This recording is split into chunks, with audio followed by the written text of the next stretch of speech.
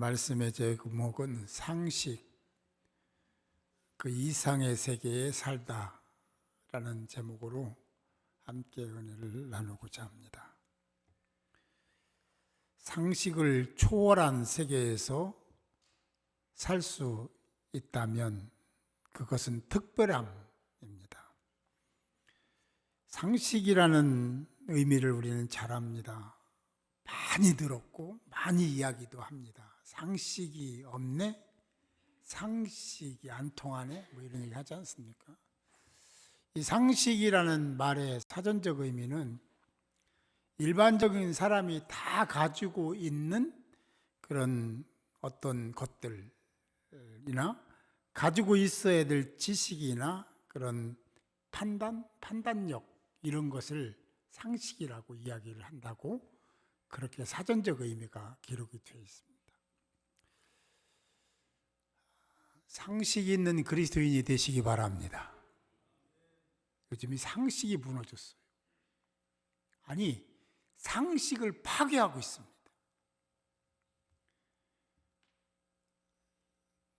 진짜 한 번도 보지 못한 세상을 만들고 있는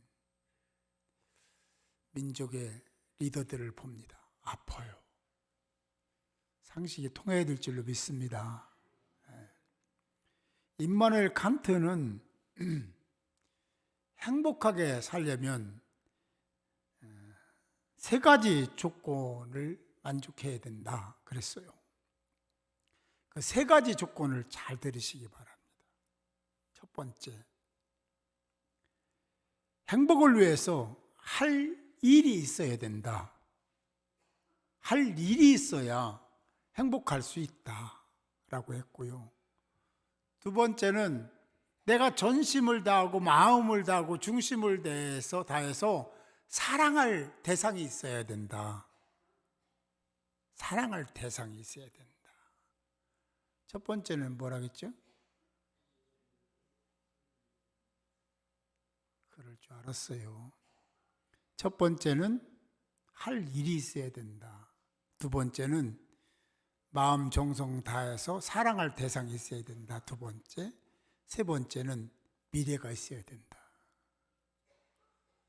세 가지 조건을 완전히 갖추면 행복하게 될 줄로 믿습니다. 그런 의미에서 보면 그리스도인들은 100% 행복한 사람들입니다. 할 일 있잖아요. 나는 할 일이 없어. 저한테 전화해 주세요. 제가 100% 할 일을 드리겠습니다. 할 일이 그리스도인들은 널려 있습니다. 진짜 널려 있습니다. 안 해서 그렇고 못해서 그렇고 외면해서 그렇고 가볍게 여겨서 그렇지 숨 넘어갈 때까지 할 일이 있어요. 얼마나 감사해요. 행복 조건 첫 번째를 완벽하게 갖고 있으니까. 할렐루야. 두 번째는 사랑할 대상이 있어야 된다고 했잖아요. 그리스도인들은요, 사랑할 대상이 확실합니다. 형이 상학적, 형이 하학적, 좀 어려운 말이지만 다 있습니다. 하나님을 사랑하고. 여러분, 세상을 떠나셔도 하나님 사랑해야 돼요. 이웃을 사랑하고. 완벽하게 있습니다. 세 번째, 미래가 있어야 된다. 기독교는요, 미래 종교입니다. 어느 종교보다도 미래 중심입니다. 저 천국을 바라보잖아요. 이런 의미로 보면 그리스도인들은 행복할 수 있는 조건을 완벽하게 갖추고 있다. 옆에 분들과 인사하겠습니다. 성도님 행복하십니까? 만약에 이에 대한 대답을 할 수 없는 사람이 있다면 여러분들은 그리스도인으로서 뭔가 부족한 삶을 사는 거예요. 긍정적인 생각을 가지시고 가정에서, 직장에서, 교회에서 어디서나 나는 행복한 사람이다라고 늘 생각하고 고백하는 여러분들이 되시기 바랍니다. 하나님이 주신 권세입니다. 이걸 놓치면 안 돼요. 신세계가 열릴 줄로 믿습니다. 하나님 백성들은 특별함이 있습니다. 그 특별함이 뭐냐면 요한복음 16장 26절에 보니까 그날에 너희가 내 이름으로 구할 것이요 내가 너희를 위하여 아버지께 구하겠다 하는 말이 아니니라고 했습니다. 이걸 조금 더 정신 차려서 읽어보면 예수님이 너희를 위해서 아버지께 구하겠다 이렇게 내가 그렇게 기도하지 않겠다는 거예요. 예수님이 너희를 위해서 아버지께 기도하지 않겠다고 하셨습니다. 처음 듣는 얘기죠. 대신 너희들이 직접 하나님께 구할 수 있는 자격을 주겠다. 할렐루야. 거쳐서 구하는 것보다 직접 구하는 게 옳은 거예요. 이 얘기를 묵상하면 천주교는 깜짝 놀라야 돼요. 어떤 행위 하나 하잖아요. 하나님이 분명히, 우리 주님이 분명히 내가 너희를 위해서 아버지께 구하는 것이 아니라 너희들이 직접 구할 수 있는 권리를 주겠다. 여러분 대단한 분들이에요. 구원받은 사람은 대단한 분들입니다. 또 성경에 보면 요한복음 16장 24절에 보면 그런 일장에도 나오는데 영접하는 자 하나님의 자녀가 되는 권세를 줬다라고 하고 있고 구하면 받고 기쁨이 충만하게 될 것이라고도 얘기하고 있습니다. 하나님이 보장하신 거룩한 하나님의 말씀임을 믿으시기 바랍니다. 하나님의 자녀가 되면, 그래서 하나님 말씀대로 살면 구수병매일 수 없습니다. 날마다 새로운 삶이 될 줄로 믿습니다. 오늘 말씀에 그런 말씀들이 있습니다. 잘 들으시고 새로운 세계, 신세계에 사는 여러분들이 되시기 바랍니다. 지난번 설교에서 예수님은 사역 중에 너무 피곤하고 지쳐 있음에도 불구하고 갈릴리 바다 건너편 가버나움으로 가자, 건너편으로 가자, 마가복음은 그렇게 기록되어 있습니다. 예수님이 배에 오르시고 제자들이 같이 동승했습니다. 항해를 시작했어요. 거룩하신 하나님이신 예수가 갈릴리 바다가 아니고 호수인데 바다라고 해도 하도 넓으니까 어쨌든 동일하게 사용하시고 그 호수를 건너가는 항해 도중에 하나님이신 예수가 건너가는데 이상한 현상이 일어납니다. 갑자기 돌풍이 불고 광풍이 불면서 바다가 흉흉하게 되는 겁니다. 어마어마한 광풍이 일어난 겁니다.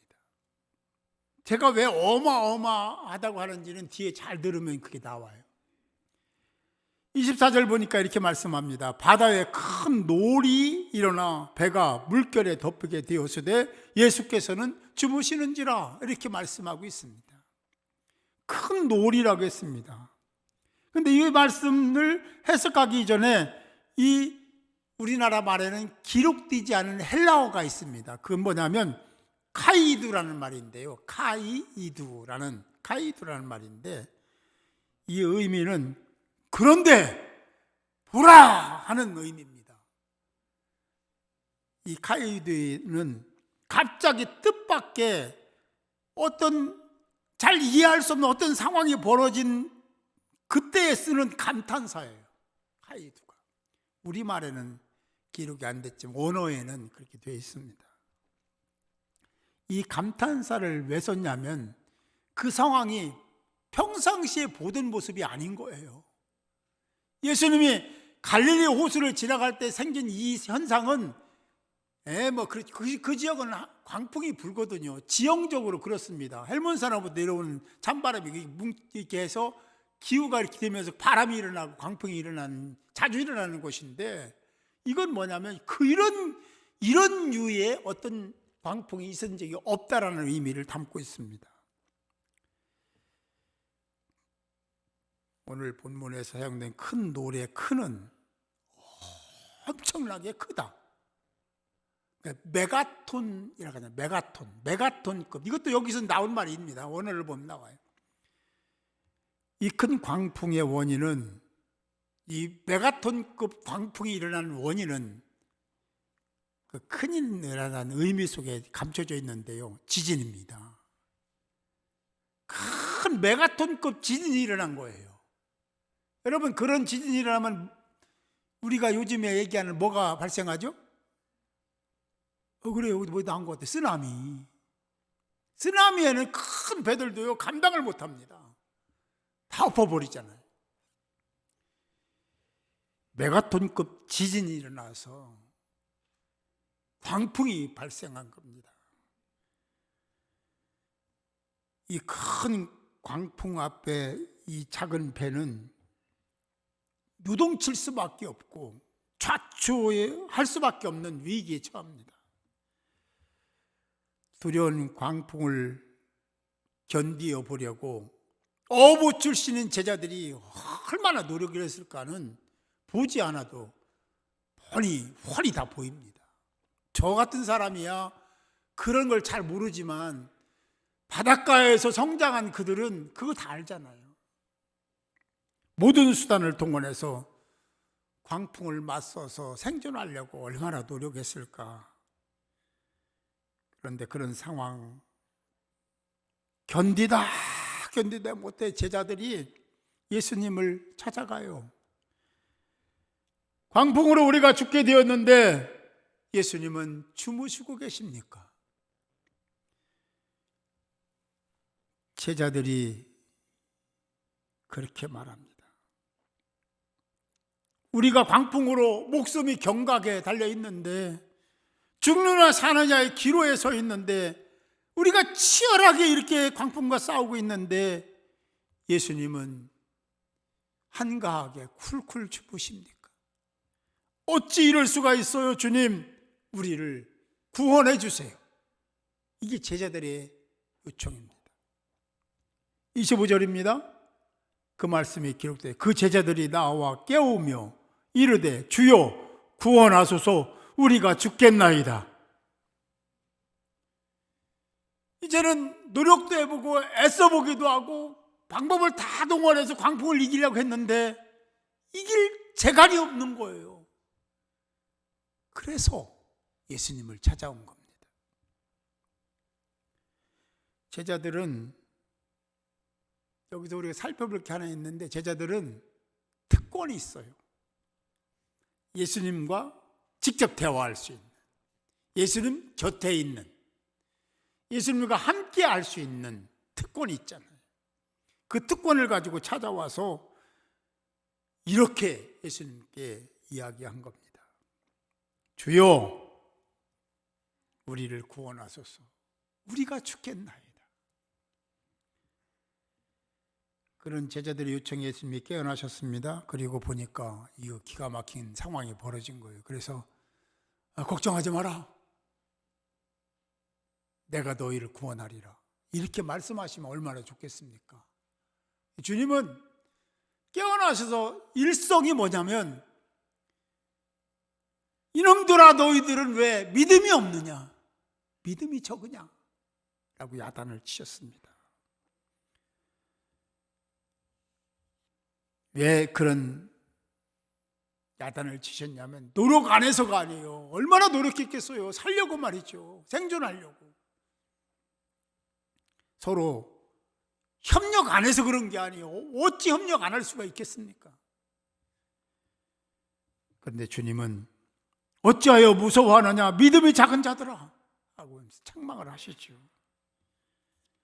여기서 믿음이 작다는 말은 그 의미가 크기가 작고 무게가 가볍다라는 뜻입니다. 이 용어는 이 마태복음에서 여러 번 사용이 됩니다. 하나님의 말씀 진리를 잘 이해하지 못하고 의심하고 불신하는 그런 상태에서 이런 용어들을 사용했습니다. 오늘 본문보다 다른 복음서에서는 이것을 더 강조하고 있는데요. 마가복음에서는 뭐라고 하냐면 너희가 어찌 믿음이 없느냐. 마태복음 오늘 본문은 믿음이 적은 자들아 그런 정도로 끝냈지만 마가복음에 보면 어찌하여 너희들 믿음이 없느냐. 믿음이 없다 하셨습니다. 누가복음에서는 너희 믿음이 어디 있느냐 도대체 이렇게 물으셨습니다. 사람들의 일반적인 상식은 바다나 큰 호수에서 이런 광풍이 일어나고 그러면 이 정도면 우리 다 죽었다. 끝났다. 누가 이걸 견딜 수 있는가? 우리도 못 견뎠는데 이렇게 얘기할 수가 있는 거죠. 제자들이 예수님을 찾아와서 우리 살려달라고 간청하는 그들의 입장은 그동안에 모든 것을 다 동원해서 살려고 광풍을 이겨보려고 했었지만 안 됐다는 얘기잖아요. 그래서 예수님 찾아온 거잖아요.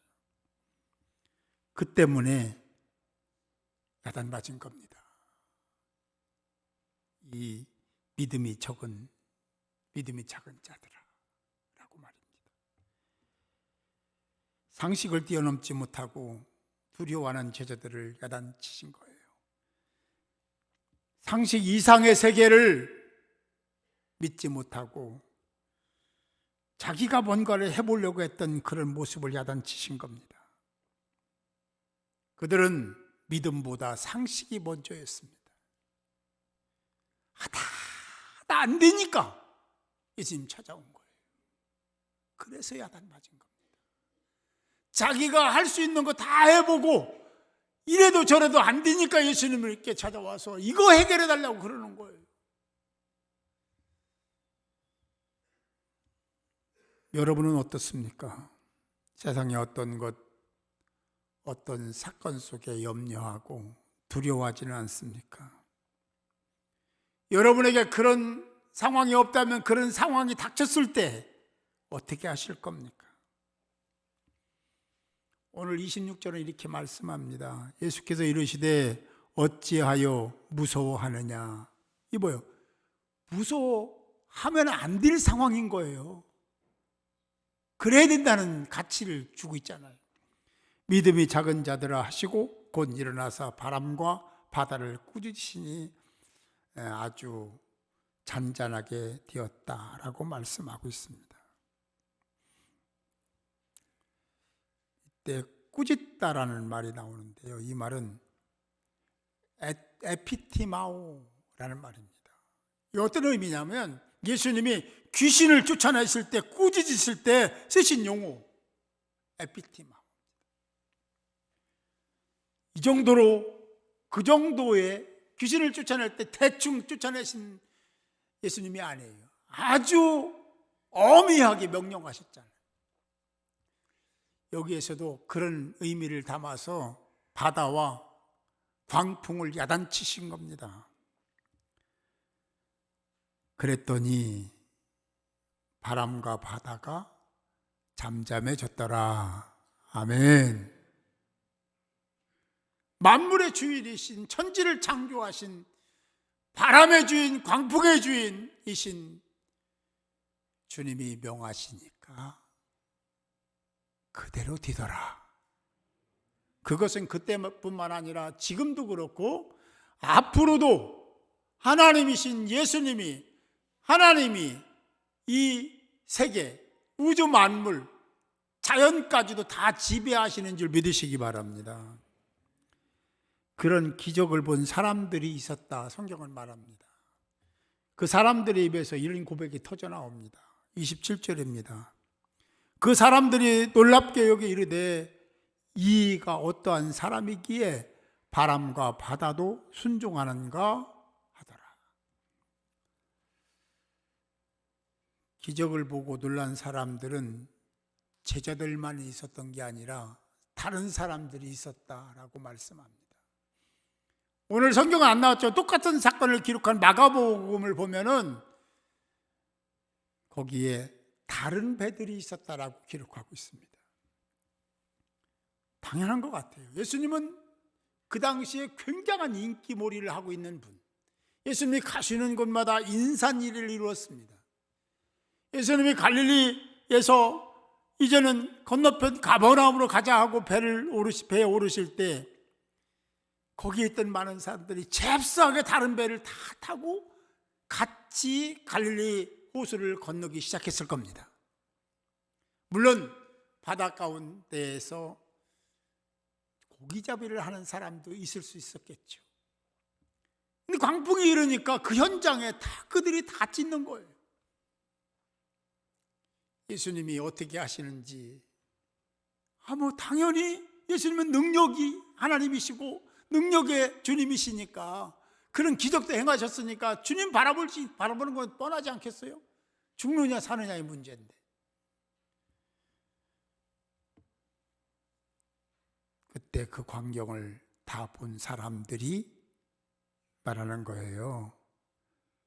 도대체 저분이 어떤 분이시기에 바람과 바다도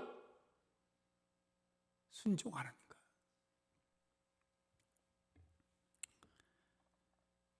제자들과 사람들을 깨닫게 하시기 위해서 사용된 이 상황은 용어 자체도 메가톤입니다.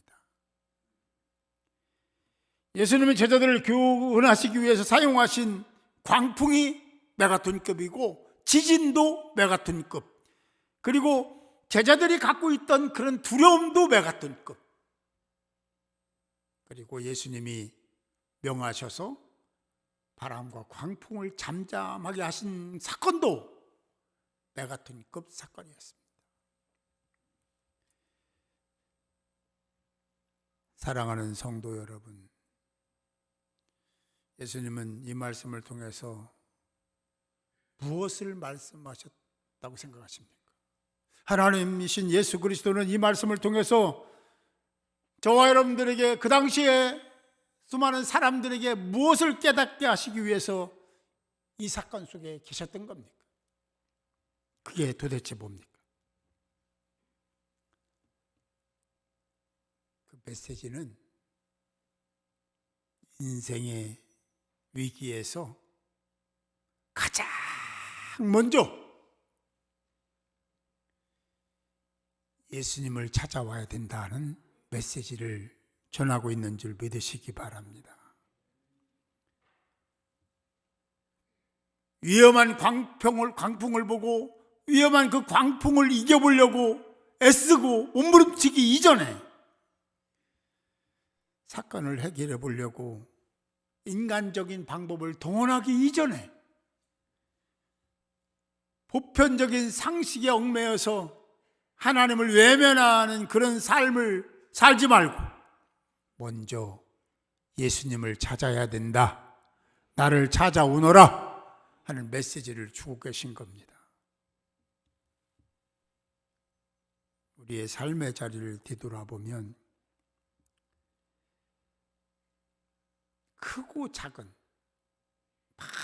많은 일들이 있어 왔고 지금도 있고 앞으로도 있을 겁니다. 그때 여러분 어떻게 하시겠습니까? 이 정도는 내가 할 수 있지, 이거는 내가 할 수 있어, 뭐 하나님 게 기록을 가지고 기도해, 이러지는 않았습니까? 제자들은요, 자기가 할 수 있는 그 일, 그리고 아무나 할 수 있는 일이 아니라 광풍을 이겨낼 수 있는 그 힘을 가진 사람들입니다. 어릴 때부터 뱃사람이었거든요. 그들이 하다 안 돼가지고 예수님 찾아오면, 그래, 진짜 고지 그랬어, 이렇게 하고 해결해 주셔야 되는데 이런 야단을 치신 거예요. 그럼 무슨 의미일까? 처음부터 나를 찾아라, 처음부터 네가 해결해 보려고 하지 말고, 그 안 되면 찾아오지 말고 처음부터 나를 의존하고 기도해라. 할렐루야. 자기가 해보려고 하는 그 안에는요, 주님이 계시지 않습니다. 하나님이 계시지 않습니다.